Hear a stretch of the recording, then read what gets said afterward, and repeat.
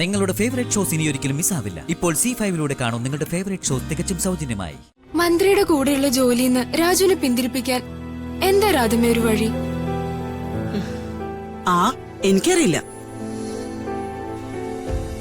ഞാനേ എന്റെ അമ്മയെ കാര്യങ്ങൾ പറഞ്ഞു മനസ്സിലാക്കി അമ്മയെ കൊണ്ട് രാജുവിനോടൊന്ന് സംസാരിപ്പിക്കട്ടെ. ഒരു തവണ രമ്യയുടെ അച്ഛനെ കൊണ്ട് സംസാരിപ്പിച്ചതല്ലേ, എന്നിട്ട് എന്തുണ്ടായി? ആഹാ, അച്ഛന്റെ അസുഖം മകൾക്കും പകർന്നോ? അതോ അച്ഛൻ ഇവിടെ ഇല്ലാത്തത് കൊണ്ട് മകൾ അച്ഛന്റെ പഞ്ചാംഗത്തിന് കൂട്ടുകൊടുത്തതാണോ? ഞാൻ ജയേട്ടന്റെ സമയം എങ്ങനെയുണ്ടെന്ന് നോക്കുമായിരുന്നു. അവന്റെ സമയം നീ എന്തിനാ പഞ്ചാംഗത്തിൽ നോക്കുന്നത്? എന്നോട് ചോദിച്ചാ ഞാൻ പറഞ്ഞു തരുമായിരുന്നല്ലോ. ഭാര്യാഗ്രഹത്തിൽ നിന്ന് സമ്പത്ത് വന്നു ചേരുമെന്നായിരിക്കും. അതിനെ രാജുവിന്റെ വാരഫലത്തിലുള്ളത് നടക്കണം. അവന്റെ വാരഫലത്തിൽ എന്താ ഉള്ളത്? സമ്പത്തും ഐശ്വര്യമുള്ള കുടുംബത്തിന്ന് വിവാഹാലോചന വരുമെന്ന് അവന്റെ വാരഫലത്തിലുണ്ടമ്മേ. എനിക്ക് ഉറപ്പാ അവന്റെ ഐശ്വര്യത്തിന്റെ ദേവത രമ്യ തന്നെയായിരിക്കും. അത് രമ്യല്ല, ഏതോ കൊട്ടാരത്തിലെ രാജകുമാരി ആയിരിക്കും എന്നല്ലേ നിന്റെ അച്ഛൻ പറയാറുള്ളത്? അവന്റെ ജീവിതത്തിലെ രാജകുമാരി ആരാണെങ്കിലും വരേണ്ട സമയത്ത് അവന്റെ രാജകുമാരി കൃത്യമായിട്ട് വരും. രാധമേ, കണ്ടോമ്മേ, ഞാൻ പറഞ്ഞില്ലേ ആ രാജകുമാരി രമ്യ തന്നെയാ. എന്താ പ്രിയച്ചി അമ്മയോട് പറയുന്നേ? അത് ഞാൻ അമ്മയോടൊരു രഹസ്യം പറഞ്ഞതാ. അതെ, ക്ഷേത്രത്തിൽ നിന്ന് നേരെ ഏത് വീട്ടിലേക്ക് പോകുന്നോ ആ വീട്ടിലായിരിക്കും ക്ഷേത്രത്തിൽ പോയതിന്റെ ഐശ്വര്യം ലഭിക്കാന്ന് നിനക്കറിയില്ലേ രമ്യ? അറിയാം. ഐശ്വര്യം ഈ വീട്ടിലേക്ക് നൽകാൻ തന്നെയാ ഞാനിവിടേക്ക് വന്നെന്ന് കരുതിക്കോ. ആദ്യ പ്രസാദം വാങ്ങും ഐശു.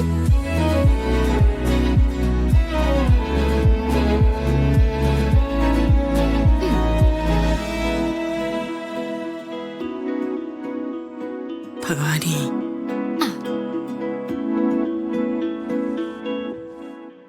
രാധമേ, ഞാൻ ഇത് രാധമ്മയ്ക്ക് വേണ്ടി വാങ്ങിയതാ. ആഹാ, കരിമണിമാല. എനിക്കൊന്നും വാങ്ങിയില്ലേ രമ്യ?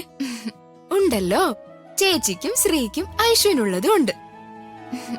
ദാമേ, എല്ലാവർക്കും കൊടുക്ക്.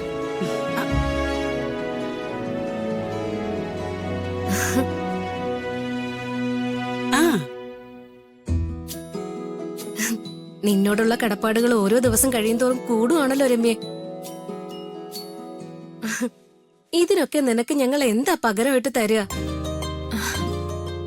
എനിക്കെന്താ വേണ്ടതെന്ന് നിങ്ങൾക്കറിയില്ലേ? എന്റെ ആഗ്രഹം സഫലമായ പിന്നെ എന്നും പ്രിയേച്ചിയെ സമ്മാനങ്ങൾ കൊണ്ട് മൂടും. ആണോ? പ്രോമിസ്. വേണമെങ്കിലും വിളിച്ചായിരുന്നു രാധമേ? വിളിച്ചിരുന്നു. വിളിക്കുമ്പോഴേ എന്റെ അന്വേഷണം പറയാൻ മറക്കല്ലേ. അല്ല, ശ്രീ എവിടെ? അവള് രാജുവിന്റെ മുറിയിലുണ്ട്. ഞാൻ അവളൊന്ന് പോയി കാണട്ടെ.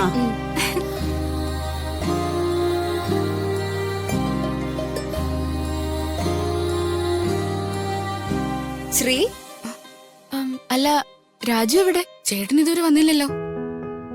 പാവം രാജു, രാവെന്നോ പകലെന്നോ ഇല്ലാതെ ആ മന്ത്രിക്ക് വേണ്ടി ജോലി ചെയ്യാ. ശ്രീ, ക്ഷേത്രത്തിൽ പോയിട്ട് വരുന്ന വഴി ഞാൻ ഇവിടെ എല്ലാവർക്കും കുറച്ച് സാധനങ്ങൾ വാങ്ങിയായിരുന്നു. നിനക്കുള്ള നെയിൽ പോളിഷേ ഞാൻ രാധമ്മയുടെ കയ്യിൽ കൊടുത്തിട്ടുണ്ട്. നീ മേടിച്ചേക്കണേ.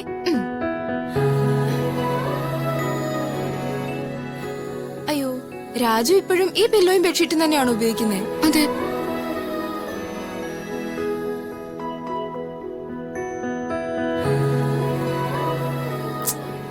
ഇവിടുത്തെ കർട്ടൻസ് ഒന്നും കാണാൻ ഒരു ഭംഗിയില്ല.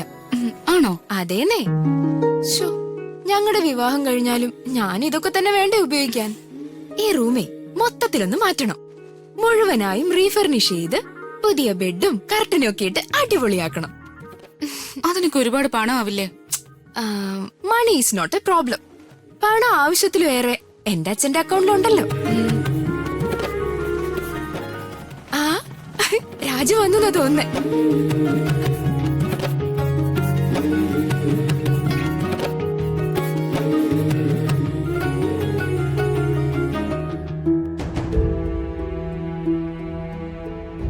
എന്താടാ നിന്റെ മുഖം എന്താ വല്ലാതിരിക്കുന്നത്?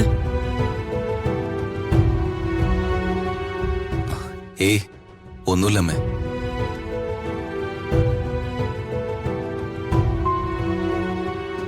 നിനക്ക് പനിക്കുന്നുണ്ടോ? ഇല്ലല്ലോ. പിന്നെ ഇതെന്തു പറ്റി? അമ്മേ, എനിക്ക് കുഴപ്പമൊന്നുമില്ല. അമ്മയ്ക്ക് വെറുതെ തോന്നുക. നിനക്ക് പറയാൻ ബുദ്ധിമുട്ടുള്ള കാര്യമാണെങ്കിൽ പറയണ്ട. അമ്മേ, നിന്റെ മുഖത്തൊരു പ്രസാദം ഇല്ലാത്തതിന്റെ പിന്നില് എന്തോ കാരണമുണ്ടെന്ന് എനിക്ക് മനസ്സിലായി. നിന്റെ മുഖം ഒന്ന് മാറിയാ എനിക്കറിയാം. എന്തു പറ്റി രാധമ്മേ? അറിയില്ല മോളെ, ഇവന്റെ മുഖം വല്ലാതിരിക്കുക. ചോദിച്ചിട്ടാണേ എന്താന്നോട്ട് പറയുന്നുമില്ല. അതെന്താന്ന് എനിക്കറിയാം.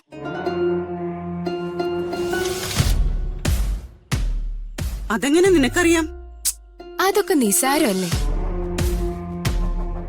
ആ മന്ത്രിയുടെ വീട്ടുകാരാരെങ്കിലും രാജുവിന് വിഷമമുണ്ടാക്കുന്ന രീതിയിൽ സംസാരിച്ചു കാണും.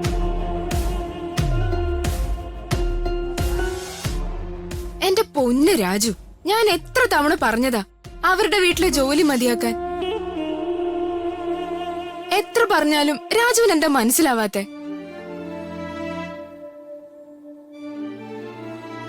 രാജുവിന് എന്റെ അച്ഛന്റെ ചിട്ടി കമ്പനി ബിസിനസ് ഒക്കെ പോരെ?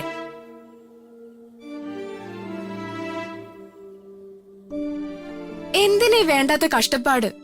അവളുടെ അച്ഛന്റെ ഒരു ചിട്ടി കമ്പനി.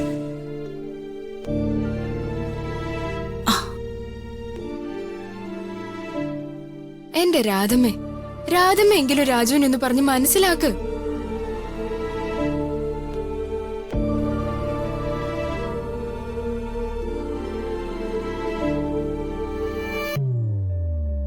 ആ ഏട്ടാ,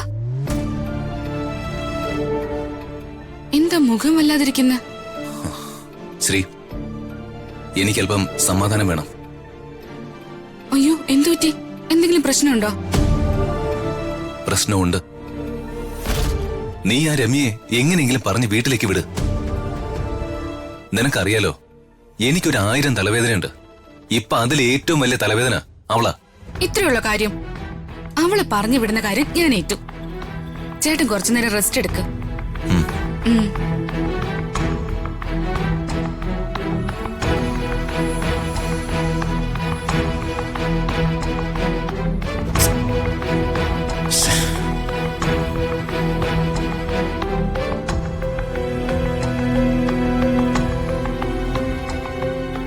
മന്ത്രിയുടെ കൂടെയുള്ള ജോലിന്ന് രാജുവിനെ പിന്തിരിപ്പിക്കാൻ എന്താ രാധമ്മ ഒരു വഴി?